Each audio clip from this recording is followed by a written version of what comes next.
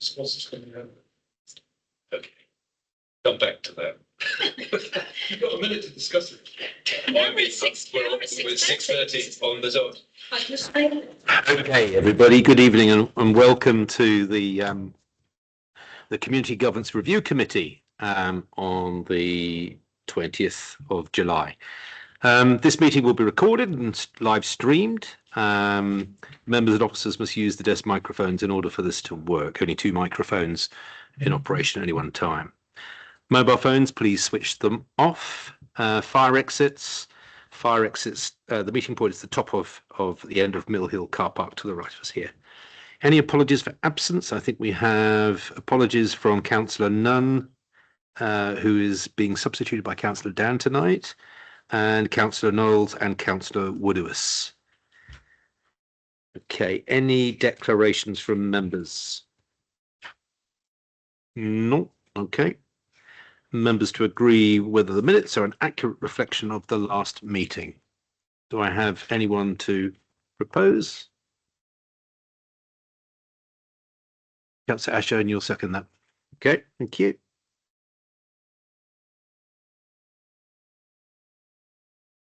Okay, so I think we now turn to Leah as Head of Democratic Services to provide us with a verbal update on the second phase consultation.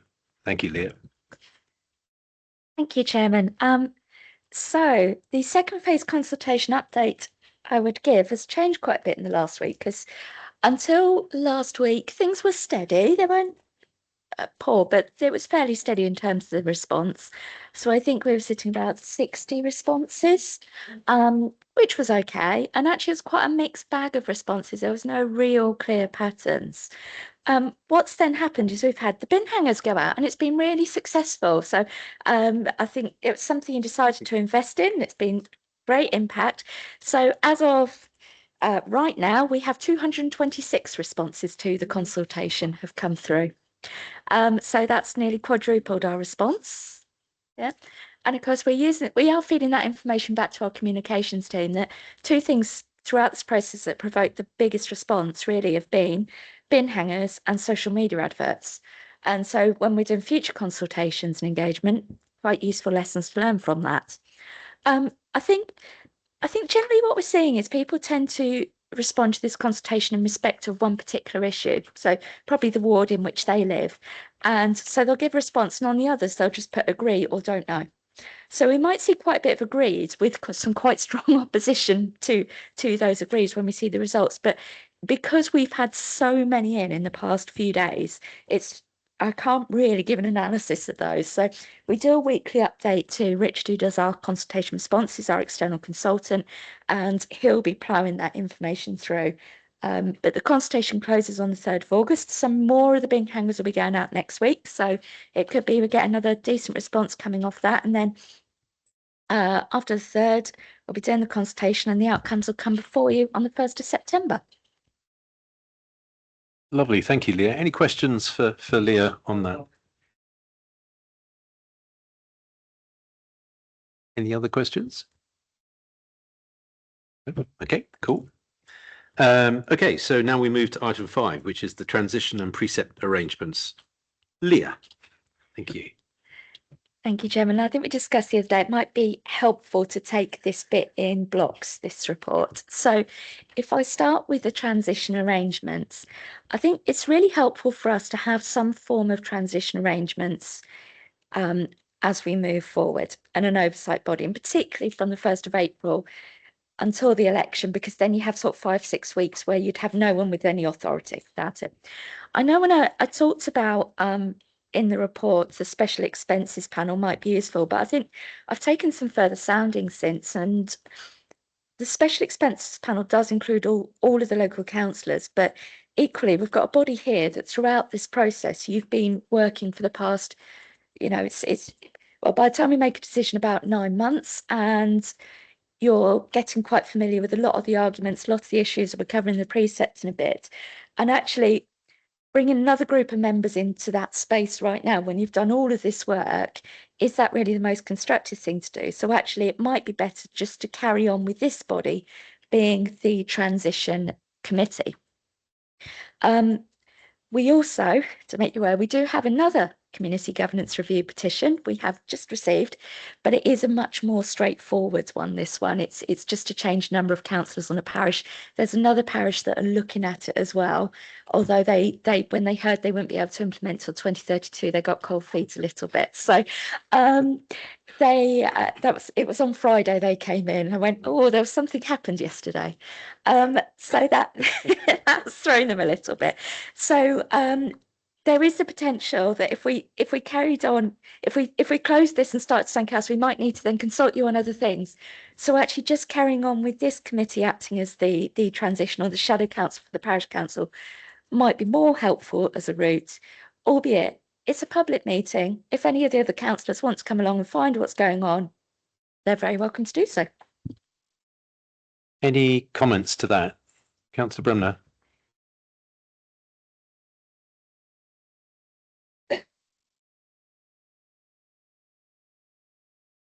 I think I'm in the right block. You're speaking to on page 4. Is that okay?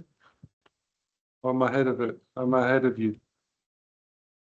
Oh, I've opened the version which doesn't have page numbers on. Sorry. It's page 8. Page 8 and on to page 9. Transition arrangements in the agenda. Okay.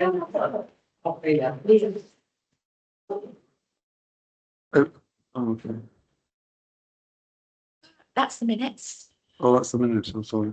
Right. Oh, On to page 8. I got to it. Sorry. Ignore me. Because the minutes were talking about transition. That's fine.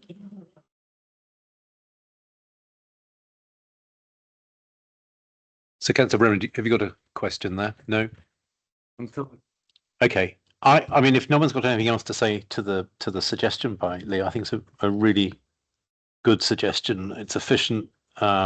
We kind of are in our in a good space. We are building up quite a lot of knowledge. And if there are no objections, I think we should just proceed with that on that one alone. Do I need to ask for a vote on that? If there's no objections to it, then Okay. it's proceeding. Are there any objections to that, to us proceeding? Councillor Asher? Yeah. So the Market Harbour Special Expenses Panel is an advisory panel only. So I guess what I would like to know is, will we be seeking their advice on things connected to this? Because I think obviously we're only a very small part of the town. There's other members that cover other areas of the town. So I think everywhere needs to be well. I'm just mindful that we've not got anybody from Little Bowden on this group, for example. So I'm wondering if we should maybe increase it a little bit, maybe. And Okay. make sure that all areas are covered. Councillor Dern? It doesn't stop, Chairman, anybody coming and offering advice or sitting in the meeting, passing any words of wisdom. I don't see a problem with that. I don't think you have to make the committee any bigger. Just take advice if they want to come in and act. It's the way we've operated with the planning advisory group as well, I believe. That was kept to a small number, and I think the chair exercised discretion to allow people to contribute to that conversation, which was, I thought, quite helpful. So Councillor Asher, would that be okay to you if we just allowed, rather than increasing the group, it's quite a workable group, smaller group, but if we allowed other members just to attend and contribute to make sure we've got the coverage? Yeah, I mean, I guess there's some members that perhaps wouldn't come anyway. As we saw from special expenses, not every member turns up regularly. So I guess if they are that concerned, then they could come and contribute. So yeah, I suppose that is a good way of doing it. I was just a bit concerned that we seem to have all the other areas covered, but not Little Bowden. That's my only little concern. Okay, well, if the meeting is advertised, we could put out a special message to Little Bowden to get representation if they want to come and attend, but I think we'll proceed as we are, if that's okay then. No objections, that's what we'll do. Thank you. And Leah, did you want to carry on with the precept? Yeah. Oh, and apologies, Chairman, I forgot to mention, I think one of the sort of thoughts people have been having is, right, you've got a big program of LGR work now coming up. How are you managing CGR transition? And I think our CGR transition, like from an operational perspective, is a bit more straightforward because we're not transferring lots of the assets and things in a big bang. But we've actually been approached by Leicestershire and Rutland Association of Local Councils who have offered a support package costing about £1,500. And as part of that, they'll help with recruitment and interviews and the whole recruitment process for an interim parish clerk.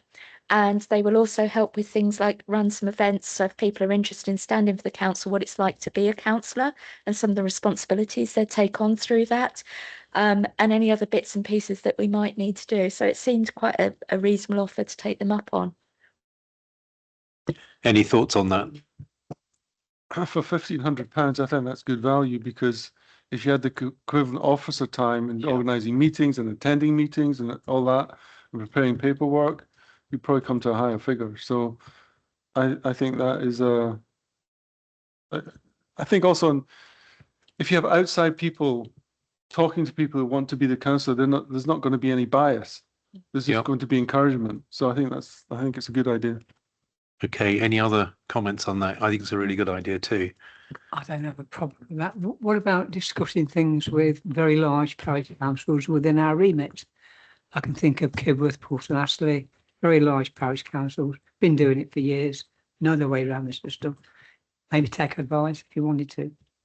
In addition to or instead of the 1,500? In addition to. In addition to. Yeah. That's a good idea, isn't it? Yeah. Yeah. I should also say, I think they're trying to establish a network of some of the others that are setting up as well. So Loughborough and I think, no, Melton Mowbray is running a year behind everyone else. But there is another one as well. Loughborough, there is another one as well in the area, and I can't think who it is. But sort of getting a group together of those parishes and some of the issues that are coming up. Okay, so we've got no objections to that. Let's make that happen as Cool. well. Okay, Excellent. good. Do you want me to address the precept now? Now the precept.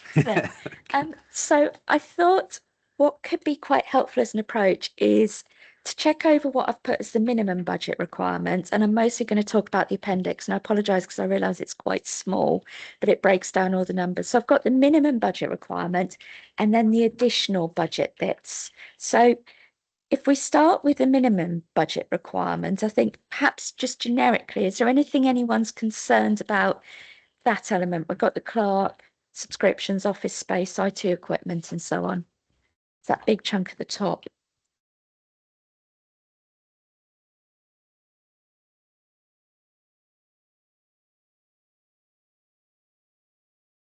That's in the additional bit, I think. Yeah.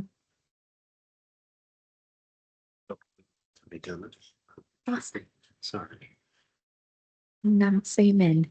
Yeah, please. My site's gone.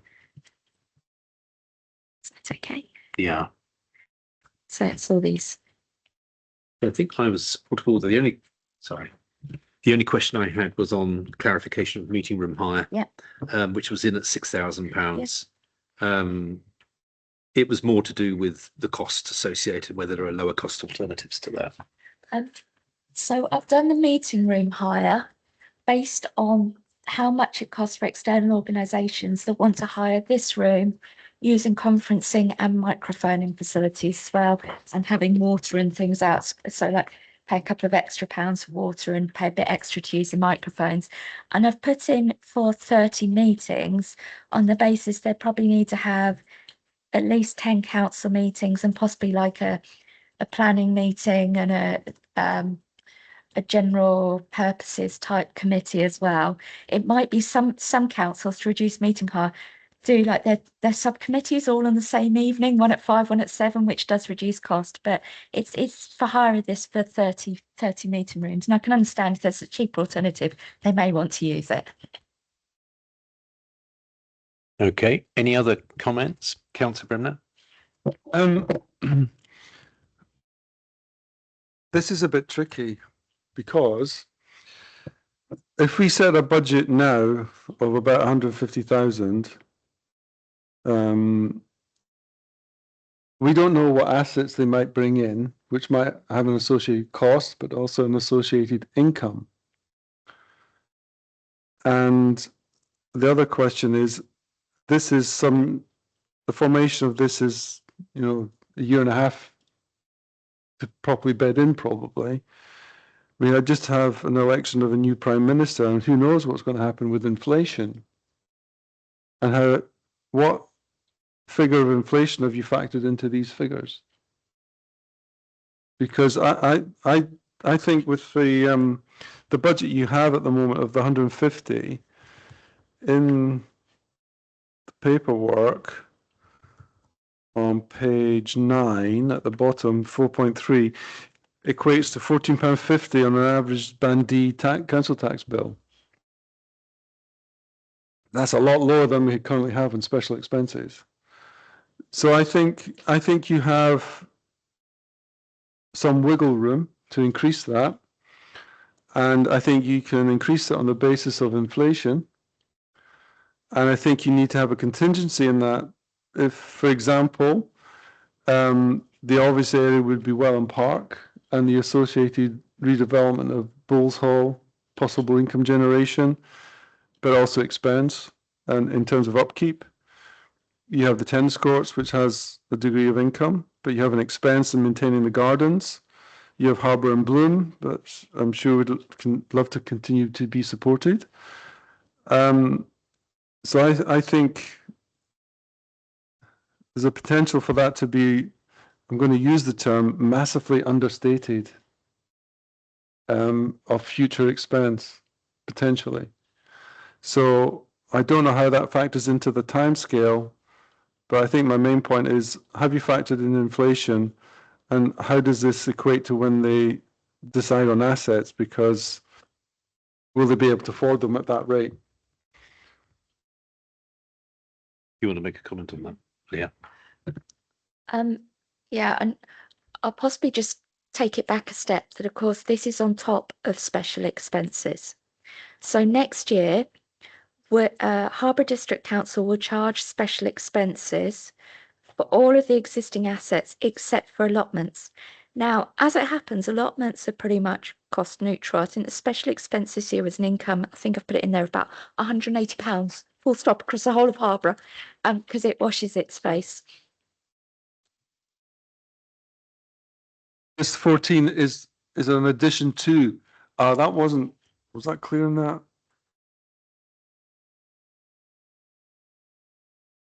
It wasn't really clear in that paperwork that was the case.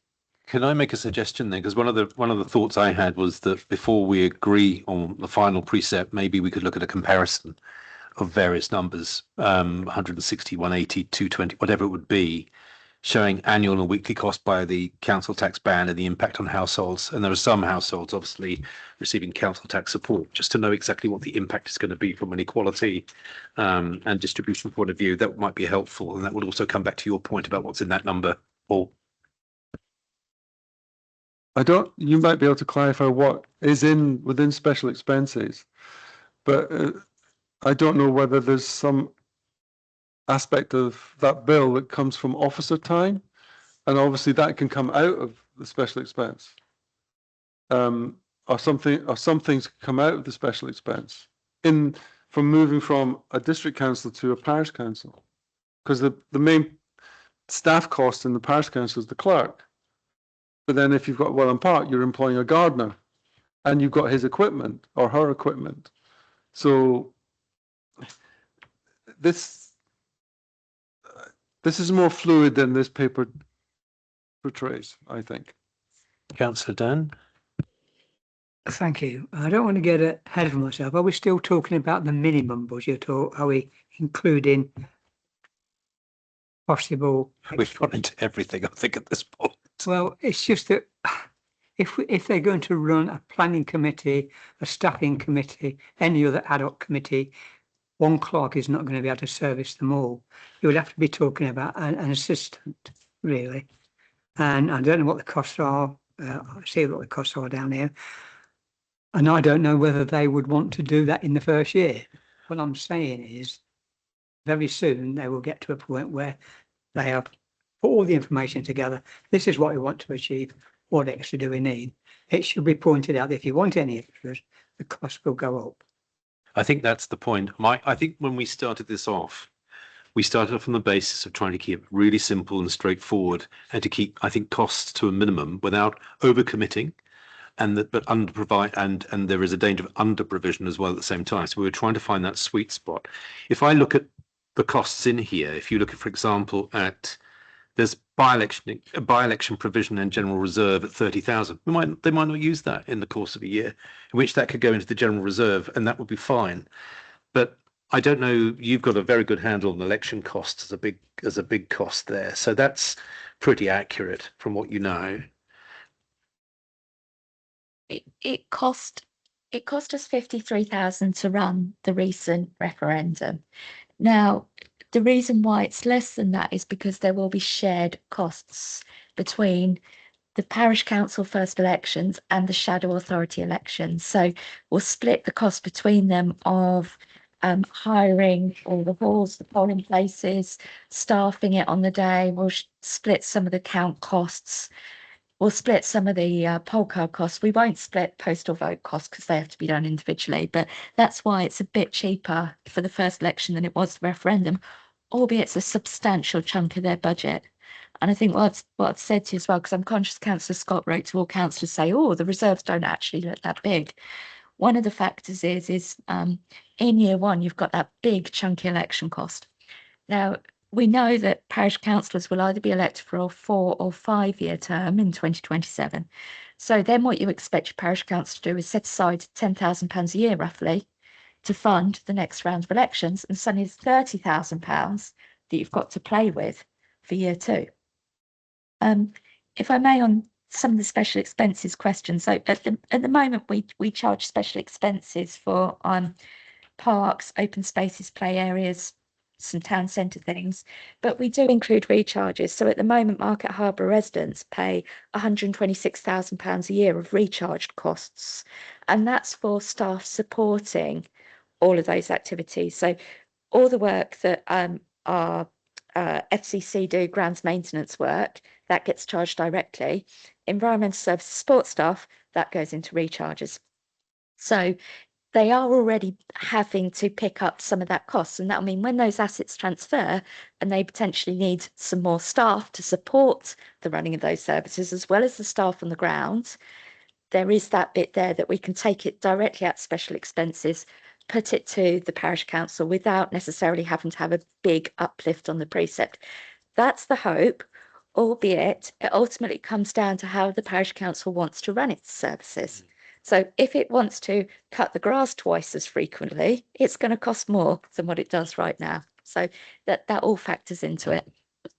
I think that fits in with the kind of model about not over prescribing, allowing them a lot of freedom to do what they want to do, but obviously not baking in cost, but allowing them to make those decisions as and when it becomes maturer. Are there any other comments on that? Councillor Asher? Yeah, just a question really. So obviously there's going to be a new unitary. Harbour District Council not going to be here anymore. And so special expenses paid to Harbour District Council won't be an expense, and the new unitary will set their own rates. From your experience, would they carry on with like a special expense for certain areas, or do they just set a council tax like the villages have and then the parish sets the rest of it? Yeah. So it's up to authorities what they charge special expenses for. Special expenses in principle are services you provide. Either you provide only in one place or you provide it in different ways in different places. So in some areas like Lutterworth Town Council manages some of the open spaces. Harbour District Council manages some of the open spaces. So some of it's done through precept and some of it's done through special expense. It's not at all straightforward. The unitary council will be able to make its own decision on what special expenses policy it employs. So I know some, for example, don't include recharges in their special expenses, which then becomes really dangerous when you're trying to disaggregate actually. So there's a lot of what ifs to come through this. What we might see over at the first year of the parish council operating is they go, well, actually, we'd really like to take on our parks and open spaces. And the unitary goes, great, because we don't do all that in other areas. You do this, precept 2028, not in special expenses because they no longer run them as a unitary. So a lot of what ifs, I'm afraid. Is that okay? Okay. I don't know, Leah, how we're going to go through this necessarily. I did think of one approach to this was that I did write down my thoughts to you, I think, and the three areas that I thought, and I thought we could discuss it here, that probably we might defer for the new council is actually something that Councillor Dan mentioned, which is that administrative assistant at 0.6, to exclude that in the first year. The other thing was around the civic regalia and heraldic costs. Are we really prescribing what we think that should be? I don't think so. That was my view, and I'm open to discussion on that. And the other one was the additional office provision. All those things add up to about 24,877, which would bring the recommendation back to about 180,000.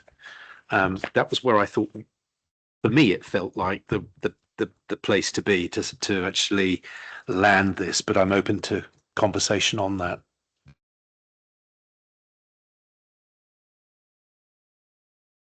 Councillor Asher. So this is the first year. So there won't be any councillors until May next year. So I agree, we won't need an administrative assistant, I guess, until they're up and running, and then they decide themselves whether they actually need that or not. There'll be a mayor, I guess, or do they have to have a mayor, or is that optional? So they may not need a change, or would they for a chairman? Yeah, that's I think why we're saying at this stage, let's remove that and let them make that decision, I think. But yeah, there's a lot of things that they could potentially decide not to do or to do.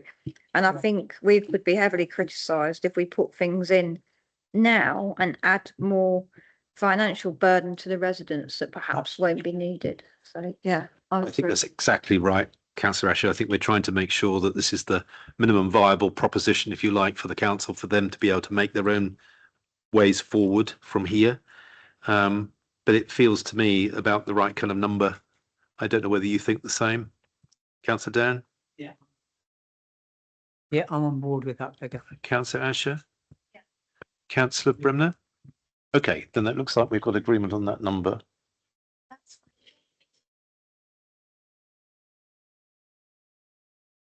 So, Chairman, earlier on you mentioned about the comparisons and the council tax support. I mean, it's a lovely straightforward figure that roughly £10,000 is about £1 onto each average council tax bill. So at 180,000, that's about £18 extra onto council taxpayers. It is really hard to determine the impact on those with lower incomes, because those in lower incomes will receive council tax support, but the level of it will vary.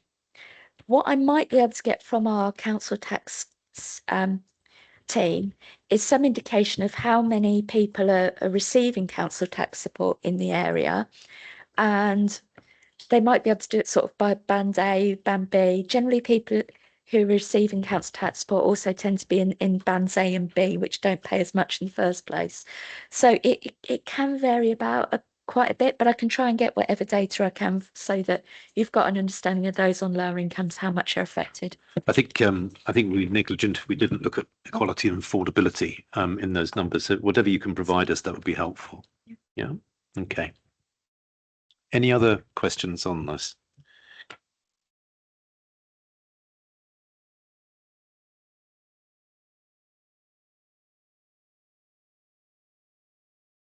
Okay, so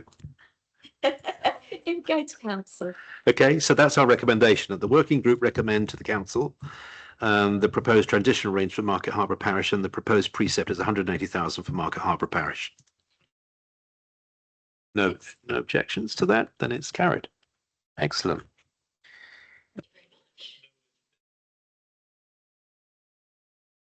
No urgent business, so at 18:59 I can declare the meeting closed. Thank you.